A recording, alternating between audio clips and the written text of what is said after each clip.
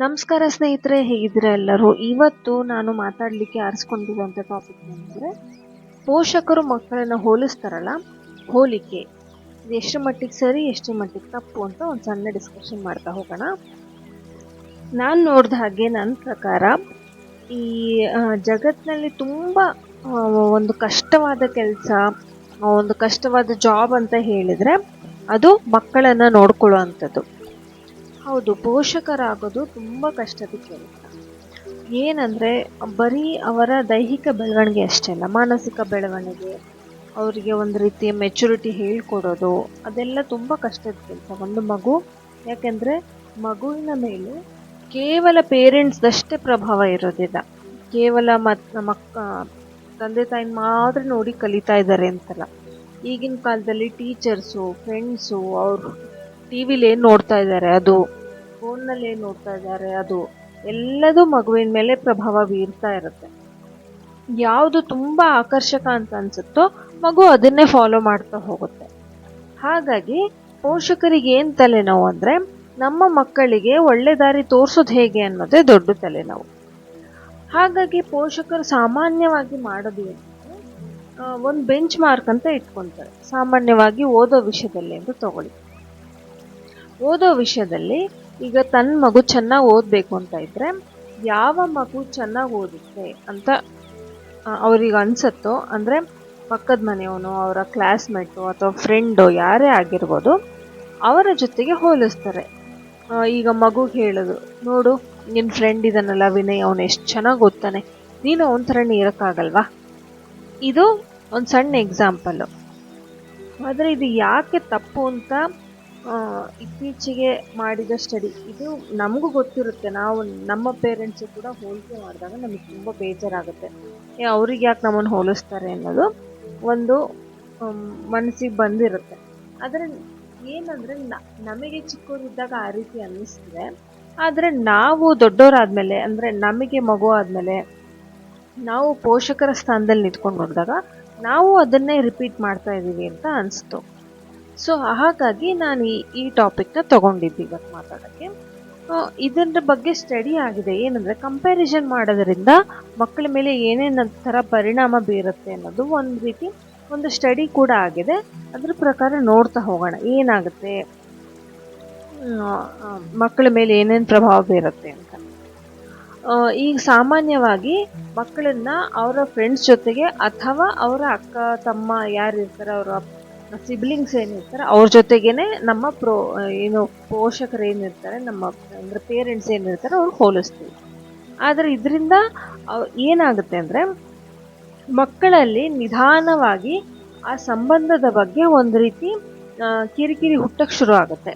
ಅಂದರೆ ಯಾವ ಫ್ರೆಂಡ್ ಬಗ್ಗೆ ನೀವು ಹೇಳ್ತಾ ಇರ್ತೀರೋ, ಯಾವ ಫ್ರೆಂಡಿಗೆ ನೀವು ಹೋಲಿಸ್ತಾ ಇರ್ತೀರೋ, ಆ ಫ್ರೆಂಡ್ ಬಗ್ಗೆ ಒಂದು ನೆಗೆಟಿವ್ ಎಮೋಷನ್ ಬರೋಕ್ಕೆ ಶುರು ಆಗುತ್ತೆ. ಆ ನೆಗೆಟಿವ್ ಎಮೋಷನ್ ಬರ್ತಾ ಬರ್ತಾ ಬರ್ತಾ ದ್ವೇಷಕ್ಕೆ, ಸಿಟ್ಟಿಗೆ ತಿರುಗತ್ತೆ.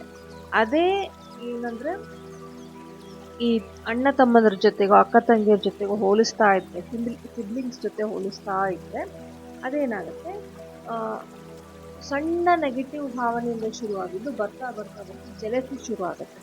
ಅಂದರೆ ಅಣ್ಣನ ಮೇಲೆ ಅಪ್ಪ ಅಮ್ಮಂಗೆ ಜಾಸ್ತಿ ಪ್ರೀತಿ ನನ್ನ ಮೇಲಿಲ್ಲ, ಅಣ್ಣಂಗೆ ಆದರೆ ಎಲ್ಲ ಸಿಗುತ್ತೆ, ನನಗೆ ಸಿಗಲ್ಲ, ಅಣ್ಣನ ಮಾತೆಲ್ಲ ಕೇಳ್ತಾರೆ, ನನ್ನ ಮಾತು ಕೇಳಲ್ಲ. ಇದು ಒಂದು ಸಣ್ಣ ನೆಗೆಟಿವ್ ಎಮೋಷನಿಂದ ಶುರು ಆಗಿದ್ದು ಬರ್ತಾ ಬರ್ತಾ ಬರ್ತಾ ಜೆಲಸಿಯಾಗಿ, ಬರ್ತಾ ಬರ್ತಾ ಸಿಟ್ಟು ಆಗಿ ತಿರುಗಿ ಬರ್ತಾ ಬರ್ತಾ ಏನಾಗುತ್ತದೋ ದ್ವೇಷ ಆಗಿ ಪರಿಣಾಮ ಆಗುತ್ತೆ. ಆಮೇಲೆ ಅದೇ ತಂದೆ ತಾಯಿನೇ ಕೇಳ್ತಾರೆ, ನಿನ್ಗೆ ಯಾಕೆ ನಿಮ್ಮ ಅಣ್ಣನ ಕಂಡ್ರೆ ಅಷ್ಟು ಸಿಟ್ಟು, ನಿನಗೆ ಯಾಕೆ ನಿಮ್ಮ ತಮ್ಮನ ಕಂಡ್ರೆ ದ್ವೇಷ ಅಂತ ತಂದೆ ತಾಯಿನೇ ಕೇಳ್ತಾರೆ. ಅದಕ್ಕೆ ಅವರೇ ಹಾಕಿರ್ತಾರೆ, ಫೌಂಡೇಶನ್ ಹಾಕಿದ್ದೆ ತಂದೆ ತಾಯಿ ಆಗಿರುತ್ತೆ. ಹಾಗಾಗಿ ಇದೇನಾದ್ರು ಸಿಬ್ಲಿಂಗ್ ರೈವಲ್ರಿ ಅಥವಾ ಫ್ರೆಂಡ್ಸ್ ನಡುವೆ ಒಂದು ರೈವಲ್ರಿ ಶುರುವಾಗ್ತಾ ಹೋಗುತ್ತೆ. ಹಾಗಾಗಿ ಇದು ಒಂದು ಕೆಟ್ಟ ಪರಿಣಾಮ ಅಂತ ಹೇಳ್ಬೋದು. ಇನ್ನೊಂದೇನೆಂದರೆ, ಮಗುನ ನೀವು ಹೋಲಿಸ್ತಾ ಇದ್ದರೆ, ಈಗ ಸಪೋಸ್ ಓದೋದ್ರಲ್ಲೋ ಏನೋ ಒಂದು ಹೋಲಿಸ್ತಾ ಇದ್ದರೆ ಅದು ನೆಗೆಟಿವ್ ಪರಿಣಾಮನೇ ಬೀಳ್ತಾ ಹೋಗುತ್ತೆ. ಏನಂದರೆ, ನಾನು ಸರಿ ಇಲ್ಲ, ನಾನು ಸರಿ ಓದಕ್ಕೆ ಬರಲ್ಲ, ಹಾಗಾಗಿ ಮಗು ಪ್ರಯತ್ನ ಮಾಡೋದನ್ನೇ ಬಿಟ್ಬಿಡುತ್ತೆ. ನೆಗೆಟಿವ್, ಅದು ಮೊದಲೇ ನೆಗೆಟಿವ್ ಭಾವನೆ ಇರುತ್ತಲ್ವಾ. ನೋಡು ನಿನಗೆ ಚೆನ್ನಾಗಿ ಓದಕ್ಕೆ ಬರಲ್ಲ, ನಿನ್ನ ಅಣ್ಣ ನೋಡಿ ಎಷ್ಟು ಚೆನ್ನಾಗಿ ಓದ್ತಾನೆ, ನಿನಗೆ ಬರಲ್ಲ ಅಂತ ಹೇಳ್ತಿರ್ತೀರ. ಅಂತ ಅನ್ಕೊಳ್ಳಿ. ಆ ಮಗು ಏನಂತ ತಗೊಳುತ್ತೆ, ನನಗೆ ಬರೋದಿಲ್ಲ, ನಾನು ಯಾಕೆ ಪ್ರಯತ್ನ ಪಡಬೇಕು, ನನಗೆ ಬರದೇ ಇರೋದನ್ನ ನಾನು ಯಾಕೆ ನೋಡಬೇಕು, ಆ ರೀತಿ ಅದನ್ನ ನೆಗೆಟಿವ್ ಆಗೇ ತಗೊಳ್ತಾ ಹೋಗುತ್ತೆ. ಇವಾಗ ನೋಡಿ, ನೀವು ಯಾವ ಮಗುವಿಗೆ ಟಾಂಟ್ ಕೊಡ್ತಾ ಇರ್ತೀರೋ ಯಾವ ವಿಷಯದ ಬಗ್ಗೆ, ಆ ವಿಷಯದಲ್ಲಿ ಆ ಮಗು ಇನ್ನೂ ಕಡಿಮೆ ಪರ್ಫಾರ್ಮ್ ಮಾಡ್ತಾ ಹೋಗುತ್ತೆ. ಇನ್ನೂ ಅದಕ್ಕೆ ಆ, ಆ ವಿಷಯದಲ್ಲಿ ಪಾಸಿಟಿವ್ ಆಗಿ ಬೆಳವಣಿಗೆ ನೀವು ನೋಡೋದಿಲ್ಲ. ಸೊ ಇದು ಒಂದು ಕೆಟ್ಟ ಪರಿಣಾಮ ಆಗುತ್ತೆ. ಇನ್ನೊಂದೇನಂದ್ರೆ ತನ್ನ ಬಗ್ಗೆ ತಾನೇ ಅಸಮಾಧಾನ ಬೆಳೆಸ್ಕೊಳ್ತಾ ಹೋಗೋದು. ನಾನೇ ಸರಿ ಇಲ್ಲ, ನನ್ನ ಕೈಲಿ ಆಗೋದಿಲ್ಲ, ಈ ರೀತಿ ತನ್ನ ಬಗ್ಗೆ ತಾನೇ ಒಂದು ಇರಿಟೇಷನ್ ಬರ್ತಾ ಹೋಗುತ್ತೆ. ಇದು ಒಂದು ವ್ಯಕ್ತಿತ್ವದ ಮೇಲೆ ತುಂಬಾ ಪರಿಣಾಮ ಬೀರುತ್ತೆ. ಇನ್ನೊಂದು, ಪೋಷಕರ ಬಗ್ಗೆನೇ ದ್ವೇಷ ಬರ್ತಾ ಹೋಗೋದು.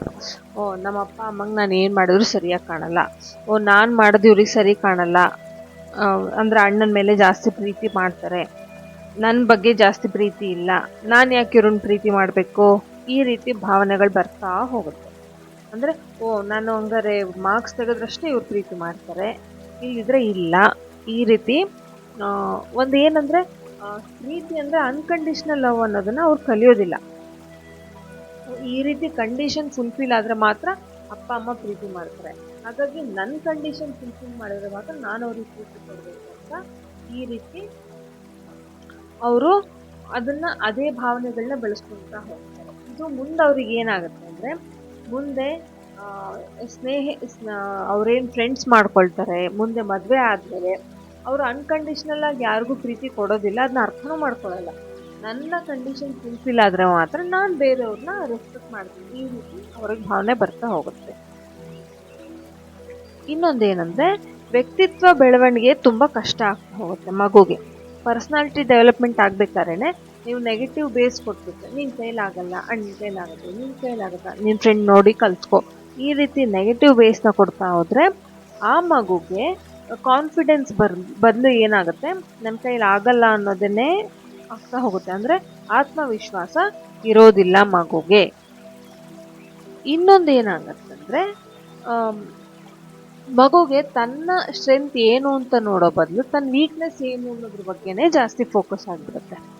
ಇದು ಕೂಡ ಒಂದು ತುಂಬ ಕೆಟ್ಟ ಪರಿಣಾಮ. ಅಂದರೆ ಈಗ ಮಗು ಈಗ ಯಾವುದೇ ಒಬ್ಬ ಗ್ರೋನ್ ಅಂದರೆ ಒಬ್ಬ ಅಡಲ್ಟ್ ವ್ಯಕ್ತಿನ ಕೇಳಿ ಅವ್ರು ತುಂಬ ಕಂಪ್ಯಾರಿಸನ್ ಆಗಿದ್ರೆ, ನಿನ್ನ ಸ್ಟ್ರೆಂತ್ ಏನು, ಈಗ ಫಾರ್ ಎಕ್ಸಾಂಪಲ್ ಇಂಟರ್ವ್ಯೂದಲ್ಲೇ ನಿನ್ನ ಸ್ಟ್ರೆಂತ್ ಏನು ಅಂತ ಕೇಳಿದ್ರೆ ಅವ್ರಿಗೆ ಹೇಳಕ್ಕೆ ಬರಲ್ಲ. ಯಾಕಂದರೆ ಬರೀ ವೀಕ್ನೆಸ್ ಬಗ್ಗೆನೇ ಅವ್ರು ಫೋಕಸ್ ಮಾಡ್ಕೊಂಡಿರ್ತಾರೆ.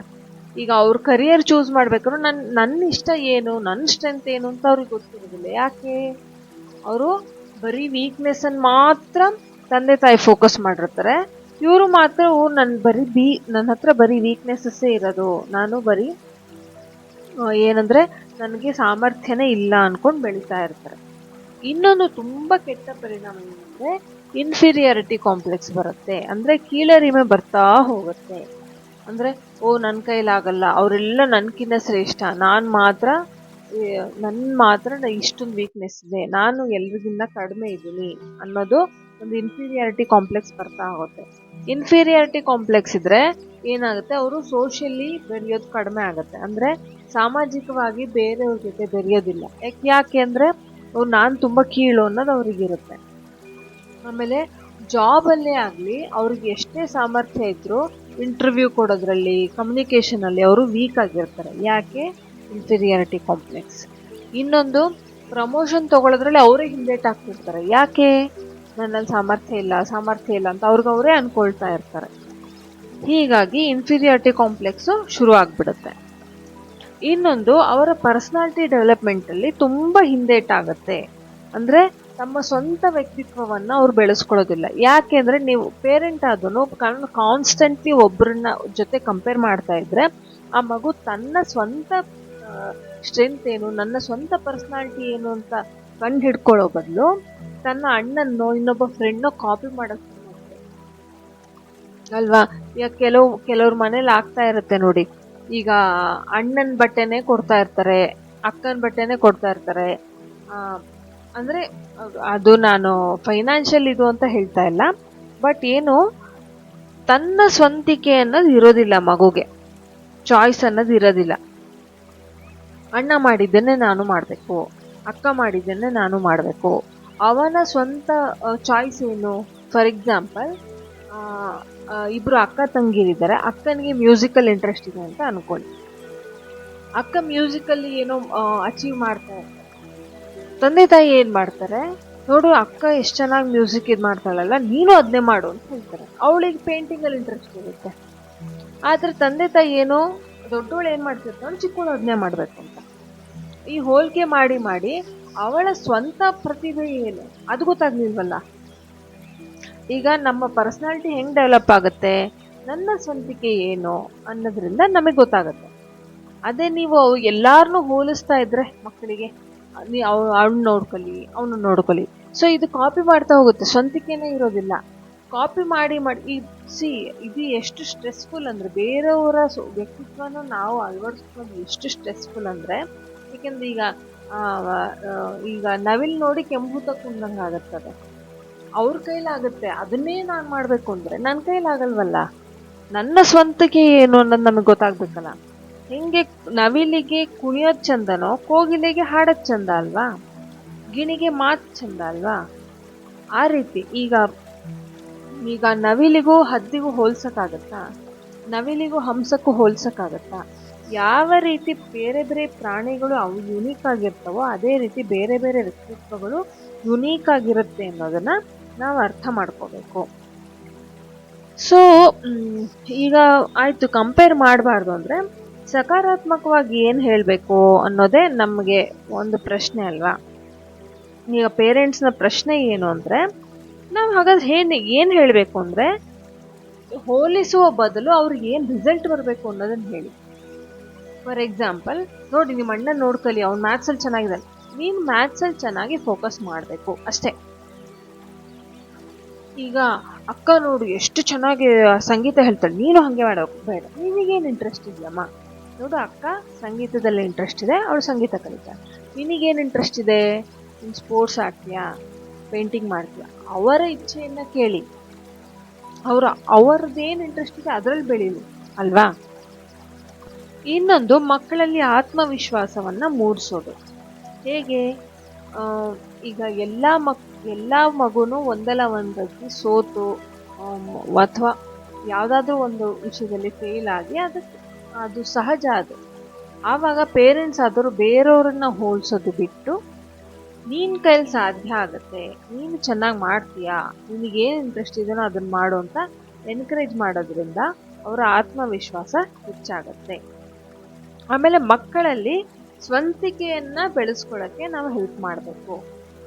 ಅಂದ್ರೆ ಅವರ ಸ್ವಂತ ವ್ಯಕ್ತಿತ್ವ ಏನು, ಅವರ ಸ್ವಂತ ಇಂಟ್ರೆಸ್ಟ್ ಏನು ಅದನ್ನ ಬೆಳೆಸ್ಕೊಳ್ಳೋಕ್ಕೆ ನಾವು ಎನ್ಕರೇಜ್ ಮಾಡ್ತಾ ಹೋಗ್ಬೇಕು. ಅದರಿಂದ ಅವ್ರಿಗೂ ಕಾನ್ಫಿಡೆನ್ಸ್ ಜಾಸ್ತಿ ಆಗುತ್ತೆ, ಅವ್ರದ್ದೊಂದು ಯುನೀಕ್ನೆಸ್ ಬೆಳೆಯುತ್ತೆ, ಅವರ ವ್ಯಕ್ತಿತ್ವದ ಒಂದು ಹೊಸತನ ಅವ್ರಿಗೆ ಗೊತ್ತಾಗತ್ತೆ. ಇನ್ನೊಂದು, ಈ ರೀತಿ ಹೋಲಿಕೆ ಮಾಡ್ಕೊಳ್ಬಾರ್ದು ಅನ್ನೋದನ್ನ ತಂದೆ ತಾಯಿನೇ ಮಕ್ಕಳಿಗೆ ಅರ್ಥ ಮಾಡಿಸ್ಬೇಕು. ಕೆಲವೊಂದ್ಸತಿ ಮಕ್ಕಳೇ ತಮ್ಮನ್ನ ಬೇರೆಯವ್ರಿಗೆ ಹೋಲಿಸ್ಕೊಳ್ತಾ ಇರ್ತಾರೆ ಮನಸ್ಸಲ್ಲಿ. ಸೊ ಅದನ್ನ ತಂದೆ ತಾಯಿ ಆದವರೇ ತಡೆಯೋದು ತುಂಬಾ ಉತ್ತಮ. ಯಾಕೆಂದ್ರೆ ಬೇರೆಯವ್ರನ್ನ ಹೋಲಿಸ್ಕೊಳ್ತಾ ಹೋದ್ರೆ ನಮಗೆ ಆತ್ಮವಿಶ್ವಾಸ ಕಡಿಮೆ ಆಗುತ್ತೆ. ಸೊ ತಂದೆ ತಾಯಿ ಆದವರು ಮಕ್ಕಳ ಆತ್ಮವಿಶ್ವಾಸವನ್ನ ಜಾಸ್ತಿ ಮಾಡುವಂತ ಮಾತುಗಳನ್ನ ಆಡ್ಬೇಕು. ಅಂದ್ರೆ ಅವರಿಗೆ ವಿಶ್ವಾಸ ಇನ್ನೂ ಜಾಸ್ತಿ ಆಗ್ಬೇಕು, ಆ ರೀತಿ ಅವ್ರನ್ನ ಎನ್ಕರೇಜ್ ಮಾಡಬೇಕು ಅನ್ನೋದು ನನ್ನ ಅಭಿಪ್ರಾಯ. ಸೊ ನಿಮಗೂ ಪೇರೆಂಟ್ಸ್ ಈ ರೀತಿ ಮಾಡಿದಾರ ಯಾವತ್ತಾದ್ರು, ಅಂದ್ರೆ ಹೋಲಿಸಿದಾರ, ಅಥವಾ ನೀವು ಪೇರೆಂಟ್ ಆಗಿದ್ದೀರಾ, ನಿಮ್ಮ ಮಕ್ಕಳಿಗೆ ನೀವು ಹೋಲಿಸ್ತಾ ಇದ್ದೀರಾ? ಸೊ ಇದ್ರ ಬಗ್ಗೆ ನಿಮ್ಮ ಅಭಿಪ್ರಾಯ ಏನು ಅನ್ನೋದನ್ನ ತಿಳಿಸಿ. ಸೊ ಇಷ್ಟೊತ್ತು ನನ್ನ ಮಾತನ್ನ ಪೇಷನ್ಸಿಂದ ಕೇಳಿಸ್ಕೊಂಡಿದ್ದಕ್ಕೆ ಥ್ಯಾಂಕ್ ಯು ಸೋ ಮಚ್. ಈ ವಿಡಿಯೋ ನಿಮಗೆ ಇಷ್ಟ ಆಗಿದ್ದಲ್ಲಿ ವಿಡಿಯೋನ ಲೈಕ್ ಮಾಡಿ, ಶೇರ್ ಮಾಡಿ, ಸಬ್ಸ್ಕ್ರೈಬ್ ಮಾಡಿ, ಬೆಲ್ ಐಕಾನ್ ಕ್ಲಿಕ್ ಮಾಡೋದಕ್ಕೆ ಮರಿಬೇಡಿ. ಮುಂದಿನ ಟಾಪಿಕ್ ಯಾವುದಾಗಿರಬೇಕು ಅನ್ನೋದನ್ನ ಕಮೆಂಟ್ಸ್ನಲ್ಲಿ ತಿಳಿಸಿ. Thank you so much for watching.